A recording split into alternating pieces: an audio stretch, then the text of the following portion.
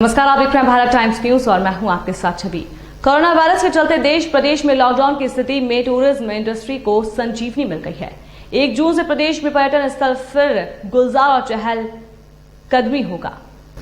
पर्यटक प्रदेश के सभी स्मारकों खोलने को लेकर पर्यटन और पुरातत्व विभाग तैयारियों में जुट गया है। प्रदेश के सभी स्मारक संग्रहालयों को सैनिटाइज किया जाएगा। पर्यटन शुरू करने को लेकर गाइडलाइन तैयार की जा रही है। शुरू में स्मारकों में प्रवेश निःशुल्क रखा जाएगा। प्रदेश की अर्थव्यवस्था की रीढ़ माने जाने वाले पर्यटन उद्योग के लिए लंबे इंतजार के बाद संजीवनी मिल गई है। 1 जून से पर्यटन शुरू किया जा रहा है, जिसके तहत प्रदेश के सभी स्मारक संग्रहालय पर्यटकों के लिए खोल दिए जाएंगे। हालांकि इस समय पर्यटन के लिहाज से ऑफ सीजन माना जाता है, क्योंकि भीषण गर्मी के चलते पर्यटकों की आवाजाही भी बहुत कम हो जाती है। लेकिन सरकार के प्रयास हैं कि ऑफ सीजन के दौरान इस तरह की गतिविधियां शुरू की जाएं कि पर्यटन आने वाले दिनों में दोबारा मुख्य धारा में लौट सके। दरअसल कोरोना संक्रमण के चलते प्रदेश में पर्यटन उद्योग को 18 मार्च को लॉकडाउन कर दिया गया था। 31 मई को प्रदेश में पर्यटन को बंद हुए 2.5 महीने हो जाएंगे। इस दौरान पर्यटन उद्योग को प्रतिदिन 10 करोड़ से ज्यादा का नुकसान हुआ है। 75 दिन के नुकसान का आकलन करें तो ये राशि 3500 करोड़ रुपए से ज्यादा की होती है। पर्यटन व्यवसाय से जुड़े तमाम स्टेक होल्डर, जिनमें होटल, क्लब, बार, गाइड, ट्रांसपोर्ट, हस्तशिल्प, ज्वेलरी, इवेंट मैनेजमेंट के अलावा छोटे छोटे वेंडर, हॉकर सभी हाशिए पर आ गए हैं। विदेशी पर्यटकों की बात करें तो वर्ष 2021 तक की तमाम बुकिंग रद्द हो चुकी हैं। ट्रैवल ट्रेड से जुड़ी 10,000 से ज्यादा छोटी बड़ी एजेंसी बंद हो चुकी हैं। टूरिज्म ट्रेड से जुड़े 70% लोग प्रत्यक्ष और परोक्ष रूप से बेरोजगार हुए हैं। प्रदेश के 5 सितारा होटल से लेकर तमाम बजट होटल तक भारी घाटे में चले गए हैं। स्टाफ को या तो लंबी छुट्टी पर भेज दिया गया है या उनके वेतन में भारी कटौती की गई है। अब उम्मीद है तो सरकार से कि वो इस इंडस्ट्री को दोबारा से खड़ा करने के लिए न केवल रियायतें दे, वरन आर्थिक पैकेज भी प्रदान करे। इस स्थिति को ध्यान में रखते हुए राज्य के पर्यटन मंत्री विश्वेंद्र सिंह, पर्यटन विभाग की प्रमुख सचिव श्रेया गुहा, निदेशक डॉक्टर भंवर लाल सहित तमाम अफसरों के साथ एक रिवाइवल प्लान तैयार किया है। रिवाइवल प्लान के तहत ही शुरुआत में स्मारकों में पर्यटकों का प्रवेश निःशुल्क होगा। ट्री हाउस रिसोर्ट के मालिक सुनील मेहता साफ कहते हैं कि लॉकडाउन के इंडस्ट्री पर 2 तरह के प्रभाव पड़ेंगे। इंडस्ट्री को अरबों खरबों का नुकसान हुआ है, लेकिन लॉकडाउन हटने के बाद भारत से बाहर जाने वाले पर्यटक नए पर्यटन स्थलों की ओर मुड़ेंगे। इससे राजस्थान सहित पूरे देश को फायदा भी होगा। दरअसल भारत से करीब 1.25 करोड़ लोग हर साल विदेश भ्रमण के लिए जाते हैं। इस तरह करीब 65 लाख विदेशी हर साल भारत घूमने आते हैं। कोविड-19 के चलते विदेशी पर्यटकों का अगले 1.5-2 साल भारत आना संभव नहीं लगता। ऐसे में हालात सामान्य होने पर अगले 1.5-2 महीने में भारत से बाहर जाने वाले पर्यटकों को देश में ही सुरक्षित और प्राकृतिक नजारों से लबरेज नए पर्यटन स्थलों की तलाश रहेगी। पर्यटन उद्योग को इस स्थिति का ही लाभ उठाना है। घरेलू पर्यटकों को बेहतर और सुरक्षित सुविधाओं के साथ ऐसे पर्यटन स्थलों पर स्टे कराना चाहिए जो अभी मुख्यधारा में नहीं है।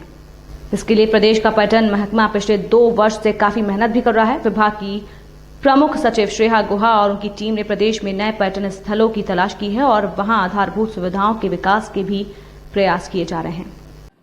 मेरा नाम अमित कुमार नटानी है। मैं 4 सीजन्स इंडिया टूर्स में हूँ और फेस्टिव टूर्स ये भी हेड करता हूँ। और कोरोना वायरस का इफेक्ट जो हमारे टूरिज्म ट्रेड पर पड़ा है, वो सबसे ज़्यादा इफेक्ट हमारे टूरिज्म इंडस्ट्री पर ही आया है।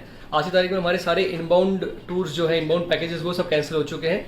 हमारे जो भी आउटबाउंड पैकेज हैं वो भी कैंसिल हैं। और साथ में जो डोमेस्टिक मार्केट हमारा, जिससे हमें आशा थी कि भाई ये शायद चलेगा अप्रैल मई जून में, वो भी आज की तारीख में कैंसिल हो चुके हैं या डाइसी हैं। जो जितने भी कॉर्पोरेट्स वगैरह हैं कि वो ट्रैवल करें या नहीं करें, उनकी कॉन्फ्रेंसेस करें या नहीं करें।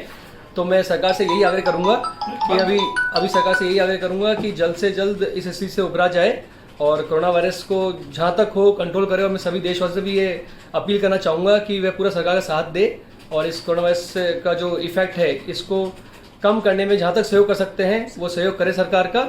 और सरकार से मैं ये भी आग्रह करूंगा, जो भी इस टूरिज्म इंडस्ट्री से रिलेटेड जो लोग हैं, सबसे ज़्यादा इफेक्ट टूरिज्म इंडस्ट्री पे हुआ है, तो मैं आग्रह यही करूंगा कि कम से कम उन्हें रियायत दी जाए टैक्स के ऊपर, चाहे वो बेनिफिट रोड टैक्स पे हो, जिनकी टूरिस्ट कोचेस वगैरह जो खड़ी हो गई हैं आज की तारीख में, आगे की बुकिंग नहीं है 3-4 महीने की जो डोमेस्टिक मार्केट की हैं, तो उन्हें कम से कम जो रोड टैक्स है उस पर रियायत दी जाए। जो भी GST है, जो EMIs हैं, जो भी हैं, कुछ टाइम पीरियड फिक्स कर दें, उसका आगे उसको एक्सटेंड कर दें।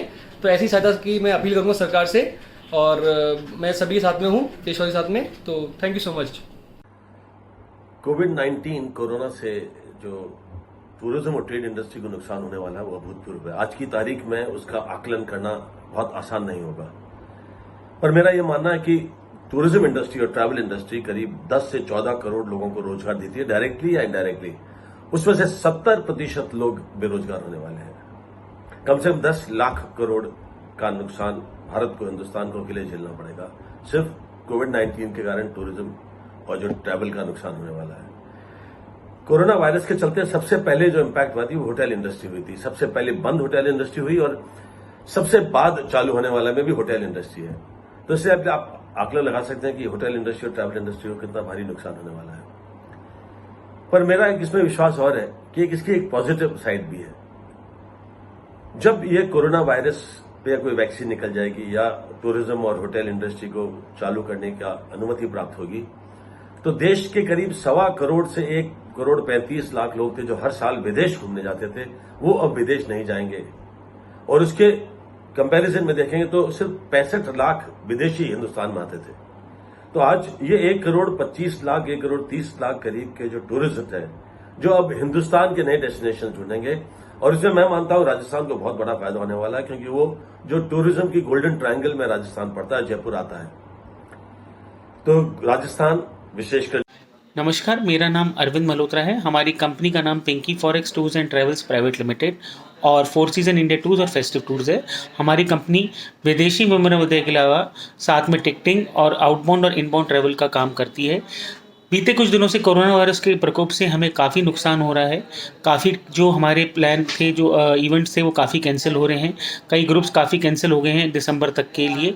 इससे हमें काफ़ी जो मार्केट की सिचुएशन के हिसाब से काफ़ी आर्थिक भार जो आने का संभावना लग रही है वो बिल्कुल दिख रही है, क्योंकि इन कैंसिलेशन होने के कारण ना तो कोई बंदा बाहर से ट्रैवल करेगा, ना कोई यहाँ पे आएगा।